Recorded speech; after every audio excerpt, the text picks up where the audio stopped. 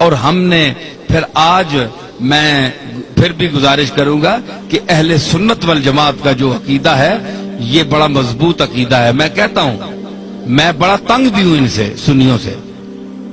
میں کھلا آدمی ہوں, میں کوئی ڈرتا نہیں ہوں کسی سے. زندگی موت اللہ کے ہاتھ ہے, اللہ کے ہاتھ ہے, کوئی نہیں مار سکتا. جب اس کا حکم ہوگا تو مریں گے, ہیں جی. تو اس لیے ڈر کوئی نہیں ہے, صرف یہ ہے کہ مجھے ان سے گلہ بھی بڑا ہے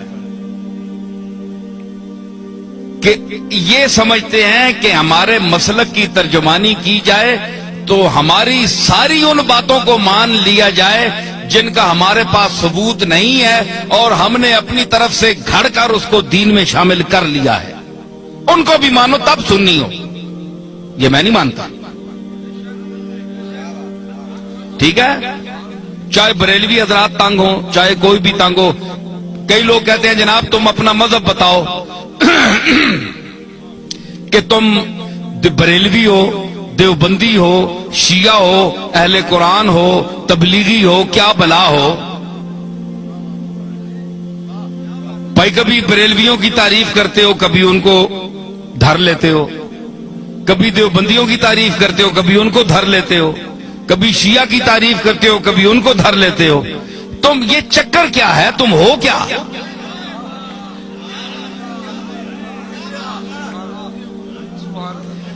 ہے جی, آج میں آپ کو بتاتا ہوں میں کیا ہوں. دیکھیں صاحب, یہ ان کا سوال بجا ہے کہ یہ سارے لوگ ان کی تعریف کرتے ہیں, اور کبھی جو بہت خوش ہوئے ہوتے ہیں وہ دیوبندی بھی کہتے ہیں یار یہ تو ہمارا آدمی ہے, یہ دیوبندی ہے. وہ دوسرا خطاب سنتے ہیں, وہ کہتے ہیں تب تن کے رکھ چھوڑیا سسا. بریلوی کہتے ہیں جناب یہ ہمارا ہے, تو دوسرا خطاب سنتے ہیں اس میں کوئی ان کی بات ہوتی ہے, ان کو دھر لیتا ہوں, وہ کہتے ہیں یہ گیا, یہ تو کچھ بھی نہیں ہے, ہمارا تو نہیں ہے. شیعہ کہتے ہیں اہل بیت کی تعریف اس سے بڑھ کر کسی نے کی نہیں, کبھی ان کو بھی کوئی چٹکی لگا دی, وہ کہتے ہیں یار ہمیں بھی ہماری خبر بھی لے گیا. اہل قرآن, تبلیغی, اہل حدیث تعریف بھی کرتا ہوں, مذمت بھی کرتا ہوں. وہ کہتے ہیں یہ چیز کیا ہے, یہ ان کی معجون مرکب کیا ہے, حدود اربع ان کے کیا ہے. تو میں گزارش کروں, بات یہ ہے کہ میرا کوئی ذاتی مذہب نہیں ہے, نہ آپ کا کوئی ذاتی مذہب ہونا چاہیے. ہمارا مذہب, ہمارا عقیدہ, ہمارا مذہب, ہمارا مسلک, ہمارا نظریہ, ہمارا اندیہ وہ ہونا چاہیے جو اللہ کی آخری کتاب قرآن مجید میں آیا ہے, یا جناب محمد الرسول اللہ سے جو عقیدہ, جو طریقہ ثابت ہے وہ آپ کا اور میرا عقیدہ ہونا چاہیے. ٹھیک ہے نا, یہ مسلمان کی تعریف ہے. تو ہر یاد رکھیے کہ ہر مذہب میں, ہر مسلک میں افراط و تفریط ہے, یا کوئی کسی بات میں گھٹ جاتا ہے, بہت دالیوں لے ونن تے بعض جگہ وہ اتنی شدت کرتے ہیں کہ حد سے بڑھ جاتے ہیں. میانہ روی, حضور نے فرمایا خیر الامور اوسطھا, یہ آپ کا ایسا جملہ ہے کہ پوری کائنات کے ہر چیز پر اس کا اطلاق ہو سکتا ہے. پوری کائنات, ہر عمل, ہر نظریہ, ہر نقطہ, یہ سرکار مدینہ کا وہ ارشاد ہے. میں اس کی تعریف کروں کہ فرمایا کہ ہر چیز میں درمیانہ روی اختیار کرو, ہر چیز میں. آپ اس کو گھر جائیں, اپنے بال بچوں کے ساتھ, بیوی کے ساتھ, والدین کے ساتھ, محلے والوں کے ساتھ برتیں, اور حضور کے اس ارشاد مقدس کو آپ ذہن میں رکھیں کہ ہر چیز میں میانہ روی, نہ حد سے بڑھو نہ حد سے نیچے ہو, درمیان میں چلو. وہ کسی نے کہا نا کہ عزیز اتنا ہی رکھو کہ جی بہل جائے, عزیز اتنا ہی رکھو کہ جی بہل جائے, اب اس قدر بھی نہ چاہو کہ دم نکل جائے. ہر چیز کا ایک طریقہ ہوتا ہے اعتدال, درمیانہ روی. تو حضرت پیر میر علی شاہ صاحب کا کو اللہ نے علماء عصر میں امتیاز کیوں عطا فرمایا؟ دیوبندیوں نے کیوں ان کو مانا؟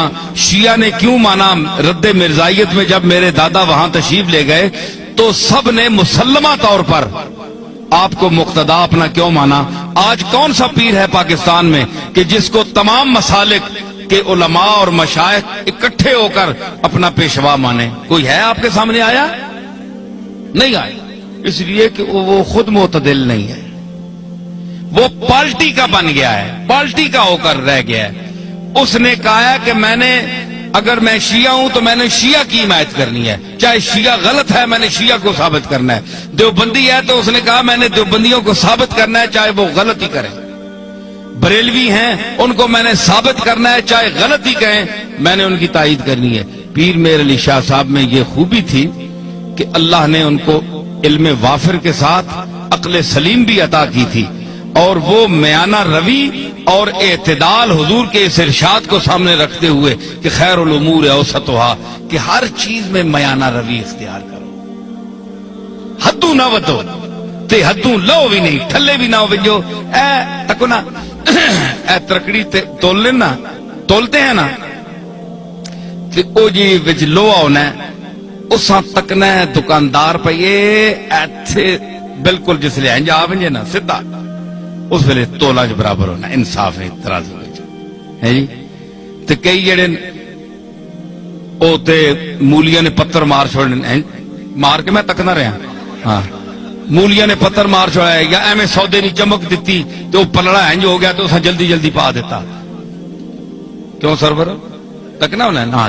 اچھا تو مطلب ہے کہ دھوکہ دے دیا، چکر دے دیا، تو مطلب یہ ہے کہ وہ سودا وہاں جاتا نہیں پورا، صرف ٹچ کر کے اس کو نیچے کر کے چکر دے کے چلے جاتے ہیں۔ لیکن جو سمجھدار گاہ کو اس کو پتا ہے کہ جب یہ بالکل تول میں صحیح آئے گا نا، انصاف پہ آئے گا، نہ ادھر جھکاؤ ہوگا نہ ادھر ہوگا، تو پھر صحیح تلے گا۔ اس کو کہتے ہیں اعتدال، درمیان میں نہ ادھر نہ ادھر۔ تو آپ بتائیں کہ سودا وہ صحیح تلتا ہے نا جو اعتدال پر ہو، جسے اس کے آنے جی ترکڑی نہ ہو، کنڈا صحیح تولتے درمیان کھلوتا ہو، اور صحیح سودا تلنا ہے۔ پیر میر علی شاہ صاحب کے میزان علم پر وہ کنڈا جو صحیح ہے اس پر ہر وہ سودا تلتا ہے، اور جو غلط ہو زائد ہو وہ ادھر ادھر ڈول بننا، ختم ہو بننا۔ لوگ آ رہے جناب پیر صاحب عجیب آدمی ہے، کسی کو انہوں نے کافر نہیں کہا، کسی کو مشرک نہیں کہا، کسی کے خلاف فتویٰ نہیں دیا، سب کو کہتے ہیں مسلمان ہیں، لیکن یہ ذرا ٹھیک کر لو، یہ ٹھیک کر لو، یہ غلط ہو تم، یہ غلط ہو، یہ ذرا ٹھیک ٹھاک کر لو، باقی تم ٹھیک ہو۔ پیر میر علی شاہ صاحب یہی کہتے ہیں نا۔ تو ہمارے یہ آج کے بعض بریلوی حضرات یہ کہتے ہیں جناب کہ انہوں نے اتنا علم ہونے کے باوجود انہوں نے کیوں کسی کو کافر نہیں کہا؟ دیوبندیوں کو کافر کیوں نہیں کہا پیر میر علی شاہ نے؟ اتنا بڑا عالم ہے، اور دوسرے لوگوں کو کیوں نہیں کہا؟ بھائی کوئی کفر کی بات سامنے آئے تو کافر کہیں، ان کی تصانیف آپ پڑھیں، تو یہ اتفاق کے ساتھ بالاتفاق یہ بات جو ہے یہ آپ ذہن میں رکھیں کہ چاہے بریلوی ہو، چاہے دیوبندی ہو، شیعہ ہو، کوئی بھی ہو، اگر اس کے دل میں اس کے زبان سے ایسا جملہ نکلتا ہے جو رسول اللہ صلی اللہ تعالی علیہ وسلم کی گستاخی پر مبنی ہے، وہ حضور کو لوگوں کی نظروں سے گرانا چاہتا ہے، وہ دائرہ اسلام سے خارج ہے۔ ٹھیک ہے، باقی ہمارے بزرگوں کو نہ ماننے والا کافر نہیں ہوتا، ٹھیک ہے نا جی؟ ہمارے بزرگوں کو نہ مانے، کوئی داتا صاحب کو نہ مانے، وہ اللہ خود ہی منوا لے گا، وہ خود ہی پکڑے گا۔ اگر اللہ کے مقبولوں کے ساتھ کوئی زبان درازی کرتا ہے تو اللہ بڑا غیرت مند ہے، وہ نہیں چھوڑتا۔ اس نے کہا تھا بس تجربہ کر دیم دری دیر مکافات، با درد کشاں ہر کے در افتاد بر افتاد۔ حافظ نے کہا کہ ہم نے اس دائر مکافات میں بڑا تجربہ کیا ہے۔ یہ دائر مکافات ہے نا، بدلہ یہی مل جاتا ہے انسان کو، جو کسی کا حق دبائے، جو یتیموں کا مال کھائے، کتنے گیا وہ شکیل؟ ٹھیک ہے خلیل، ٹھیک ہے نا؟ تو مطلب ہے آپ کے علاقوں میں بھی ایسی چیزیں ہیں کہ جو غریبوں کا مال کھاتے ہیں، یتیموں کا مال کھاتے ہیں، اور ان کے یتیم رشتہ دار جو ہیں وہ دوسروں کے مدرسوں میں پلتے ہیں جا کر. سمجھ آئی؟ تو یہ فرمایا کہ وہ لوگ یاکلون فی بطونہم الا النار، وہ کھاتے ہیں اپنے پیٹوں میں انگارے، بھر رہے ہیں انگارے، آگ کے انگارے جو یتیم کا مال کھاتے ہیں. ٹھیک ہے نا؟ تو کہتے ہیں انہوں نے کیوں نہیں فتویٰ لگایا؟ بھائی فتویٰ انہوں کا دیکھے، جو رسول اللہ کی گستاخی کرے گا، حضور کو کے متعلق، اور سب سے وہابیوں کے جو سربراہ ہیں، اپنا نہیں کیا نام ہے، ابن تیمیہ، وہ ان کے بھی جد اعلیٰ ہے. تو مطلب ہے عقیدے میں جد اعلیٰ ہے. تو ابن تیمیہ جیسا آدمی، اس نے لکھا کہ ایک ہے کپڑے کا میلا ہونا، ایک ہے حکارت سے کوئی گئی سٹ ہے ایویں ترکیا میلا ہے، ذہن میں اس کو حقیر کہے، ذہن میں یہ عقیدہ رکھے کہ میں اس کی حکارت کر رہا ہوں.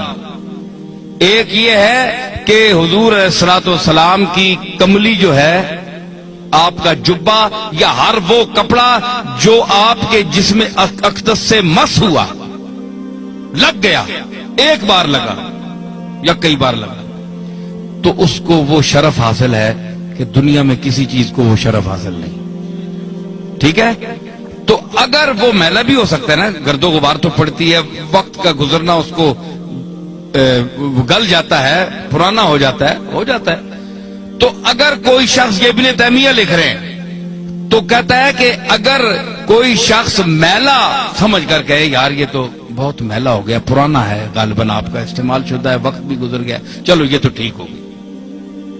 اگر حضور کے کسی ملبوس کو، رومال کو، کسی چیز کو حقارت کا ذہن میں نیت رکھ کر یہ کہتا ہے چھوڑو یار یہ تو ہے ہی میلا، چھوڑ دفع کرو، فرمایا ابن تیمیہ کہتے ہیں کہ وہ اسلام سے خارج ہو گیا، اس کا دین ایمان صاف، وہ دوبارہ جب تک کلمہ نہ پڑھے گا، توحید کا قائل نہیں ہوگا، اللہ سے معافی نہیں مانگے گا، وہ اسلام میں داخل نہیں ہو سکتا، کیونکہ اس نے جناب رسالت مآب کی ایک استعمال شدہ چیز کی توہین کی ہے اور نیت میں توہین تھی.